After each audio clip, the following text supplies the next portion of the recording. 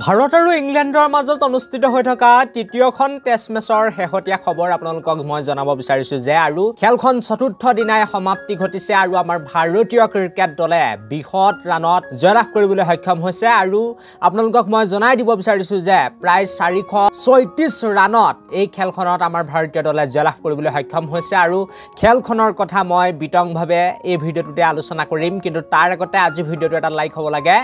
ভাৰতীয় ক্ৰিকেট দলৰ প্ৰত্যেকগৰাকী খেলৰ বাবে লগতে চেনেলটো এনেকুৱা ধৰণৰ সুন্দৰ সুন্দৰ খবৰৰ বাবে এতিয়া সাবস্ক্ৰাইব কৰি ল'বলৈ নাপাহৰিব আৰু এতিয়া আহিছো আমি ডাইৰেক্ট আজি ভিডিঅ'টোৰ মূল বিষয়টো লৈ আৰু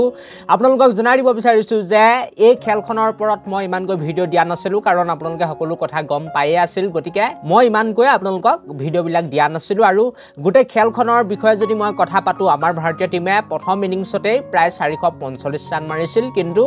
ইংলেণ্ডৰ দলটিয়ে প্ৰায় 319 ৰানতে প্ৰথম ইনিংছত অল আউট হৈ গৈছিল প্ৰায় বহু ৰানত তেওঁলোকে পিছ পৰি আছিল প্ৰথমতে বা 3 নম্বৰ দিনটোতে ইংলেণ্ডৰ দলটিৰ অৱস্থাটো একেবাৰে বেয়া আছিল ইমান বেছি তেওঁলোকৰ অৱস্থাটো ভাল নাছিল আৰু আমাৰ ভাৰতীয় দলটি খেলখনত জিকিব যেন এনেকুৱা লাগি আছিল আৰু তাৰ পাছত আমাৰ ভাৰতীয় দলে যেতিয়া সেকেন্ড ইনিংছ বেটিং কৰিবলৈ আহিলে তেতিয়াটো সুন্দৰ বেটিং কৰিছে বুলি ক'ব লাগিব মাত্ৰ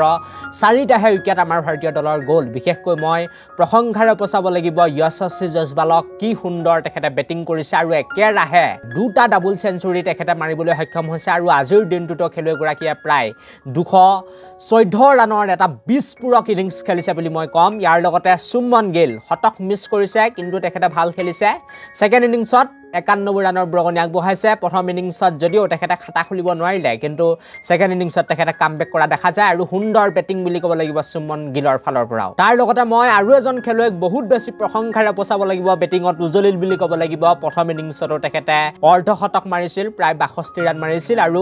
আজিৰ দিনটোতো তেখেতে সুন্দৰভাৱে সুন্দৰ প্ৰদৰ্শন কৰিছে বুলি ক'ব লাগিব মই কথা পাতি আছো সাৰপ্ৰাজ খানৰ বিষয়ে আৰু আজিৰ দিনটোতো বা তেওঁ চতুৰ্থ দিনাও খেলখনৰ দ্বিতীয় ইনিংছত আমাৰ ভাৰতীয় দলৰ হৈ অৰ্ধশতক মাৰিবলৈ সক্ষম হৈছে আৰু সুন্দৰ বেটিং আৰু তেখেতক মই প্ৰশংসাৰে পচাব লাগিব তাৰ লগতে বাকি যদি মই খেলুৱৈসকলৰ কথা কওঁ তেনেহলে বলিঙত উজলিবলৈ সক্ষম হল ৰবীন্দ্ৰ জাদেজা সুন্দৰ বলিং কৰিলে তেখেতে প্ৰায় 5টা উইকেট দখল কৰিবলৈ সক্ষম হৈছে ইয়াৰ লগতে কুলদীপ যাদৱেও 2টা উইকেট দখল কৰিছে আৰু মই কুলদীপ যাদৱৰ বেটিঙৰ কথাও ক'ব লাগিব তেখেতে ভাল বেটিং কৰিছে যদিও মাত্ৰ 27 ৰান মাৰিছে কিন্তু প্ৰায় 91টা বল তেখেতে ধৰি গৈছে গতিকে বহু সময় তেখেতে খেলখন ধৰি ৰাখিলে বা ৰখাই থলে বুলি ক'ব লাগিব সুন্দৰ বেটিং এজন বলাৰে ইয়াতকৈ একো কৰিব নোৱাৰে বেটিঙত তাৰ লগতে মই কৈছো যে 2টা উইকেট তেখেতে লাভ কৰিছে ইয়াৰ পাছতে ৰবিচন্দ্ৰন আছিনেও এটা উইকেট দখল কৰাৰ লগতে জসপ্ৰীত বুমৰাহ এটা উইকেট লাভ কৰে মুঠতে আমাৰ ভাৰতীয় দলে সুন্দৰভাৱে বলিং কৰি ইংলেণ্ডৰ দলটিক সেকেন্ড ইনিংছত মাত্ৰ 122 ৰানতে অল আউট হোৱা দেখা যায় আৰু আমাৰ ভাৰতীয় দলে এই খেলখনত বৃহৎ ৰানত প্ৰায় 400তকৈ অধিক বেছি ৰানত জয়লাভ কৰা দেখা যায় আৰু ইয়াৰ লগে লগে WTC ফাইনেলত বহু দূৰ আগুৱাই গৈছে বুলি ক'ব লাগিব তেওঁলোকে ফাইনেলৰ যি ৰাস্তা সেই ৰাস্তা লাহে লাহে যেন মুকলি কৰিছে